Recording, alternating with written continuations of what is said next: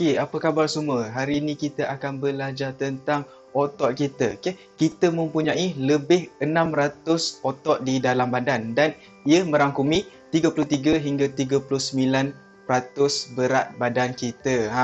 Otot ni membolehkan kita bergerak, angkat barang, okey, makan, menghadam makan tersebut, okey, bernafas, okey, dan yang paling penting kita punya jantung ni Okey. Jantung kita ni merupakan antara otot yang kita tak boleh kawal involuntary. Okey. Otot yang kita boleh gerakkan ni, otot yang kita boleh kawal, okey, kita punya voluntary muscles.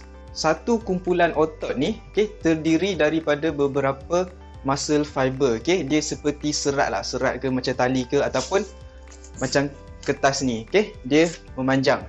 Cara anda menggunakan muscle anda, otot anda akan menentukan sama ada ia akan membesar, kekal sama, kuat ataupun boleh mengecut. Okey, kita ambil satu contoh.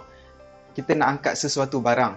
Otak kita akan hantar signal ke motor neuron pada muscle tersebut dan akan menentukan sama ada muscle tersebut akan contract, mengecut ataupun relax. Okey, dalam contoh ni kita akan angkat buku. Muscle utama yang digunakan ialah biceps muscle kita. Okey, dan setelah diangkat, okey, tugasan kita dah selesai. Tapi macam mana kalau kita gantikan buku tersebut dengan dumbbell? Jadi kita telah mengangkat sesuatu yang berat, lebih berat daripada apa yang otot kita dah biasa, dan beban ini, stres ini akan menyebabkan otot kita terkoyak. Okey. Jangan risau. Koyakan tersebut adalah pada skala mikro, micro tear pada kita punya muscle fiber. Sel yang injured itu kemudian akan melepaskan anti-inflammatory molecule yang dinamakan sebagai cytokines. Cytokines inilah yang signal untuk badan kita repair bahagian tersebut, sel yang injured tersebut. Kat sinilah otot kita akan membesar dan menjadi lebih kuat. Sebab apa? Untuk adapt kepada beban yang lebih berat, seperti tadi. Jadi badan kita akan prepare untuk, andai kata kita akan mengangkat benda yang berat pada masa hadapan. Jadi otot kita perlu kuat dan juga besar, dan proses ini dinamakan sebagai hypertrophy. Sebab otot kita dah biasa dengan aktiviti harian, perbuatan tersebut, aktiviti fizikal tersebut tidak mempunyai stres yang secukupnya untuk menyebabkan micro tear tersebut dan menghasilkan hypertrophy. Begitu juga dengan kalau kita angkat dumbbell tadi, beban yang sama, masa kita dah besar, dah kuat, dah boleh adapt dengan beban tadi, jadi masa kita akan maintain je. Untuk membesarkan dan menguatkan lagi otot kita, kita memerlukan tambah lagi beban tersebut, tambahkan lagi supaya mendapatkan stres yang secukupnya untuk menyebabkan hypertrophy lagi. Ini dinamakan sebagai progressive overload, di mana kita semakin kita exercise, semakin muscle kita dah adapt, semakin itu kita tambah kita punya bebanan supaya muscle kita akan terus besar dan kuat.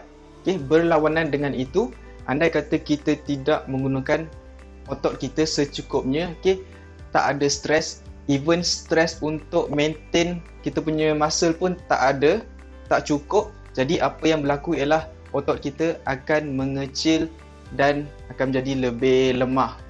Proses ini dinamakan sebagai muscle atrophy. Tapi pertumbuhan otot ni bukan sahaja bergantung kepada aktiviti fizikal, pemakanan kita, hormon kita dan juga rehat yang secukupnya. Daripada pemakanan tu kita makan protein. Protein itu akan dihadam dan diuraikan kepada amino acid. Amino acid inilah yang akan digunakan untuk repair masa tersebut dengan bantuan hormon seperti insulin growth factor dan juga testosteron. Dan kebanyakan proses ini berlaku sewaktu kita tidur. Kita punya genetik, jantina dan umur juga antara yang mempengaruhi kita punya proses masa repair ni. Contohnya lelaki yang muda of course mempunyai lebih banyak potensi untuk membesar dan menguatkan otot mereka dengan lebih cepat berbanding orang yang lebih tua. Begitu juga dengan lelaki dan wanita. Lelaki akan lebih cepat dan juga potensi mereka lebih tinggi. Sebab tu kalau wanita tak ada masalah untuk anda angkat berat, anda takkan jadi sadar seperti lelaki. Jadi apa yang kita boleh ambil dari seluruh proses ini ialah kalau kita nak kuatkan otot kita, kita nak besarkan otot kita, first, kita perlu beban yang secukupnya, menyebabkan stres, menyebabkan hypertrophy untuk otot kita membesar dan menguat. And then kita perlu pemakanan yang betul, and then rehat yang secukupnya. Okay, and then finally kita repeat proses ini. Sebab apa? Repair muscle ni berlaku pada skala yang sangat kecil dan perlahan. Jadi kita perlu repeat semua ni secara konsisten, dan dari situ kita akan mendapat otot yang lebih kuat dan besar. Okay, otot ini sama juga seperti kehidupan. Nak ada kemajuan, nak ada perkembangan, kita perlukan stres yang secukupnya.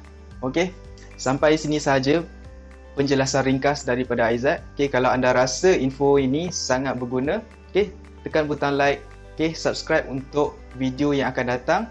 Okey, kalau anda ada idea, anda ada soalan, okey, tinggalkan di ruangan komen. Okey, boleh tengok video-video lain di sebelah kiri ini. Okey, sampai sini saja. Sekian, terima kasih.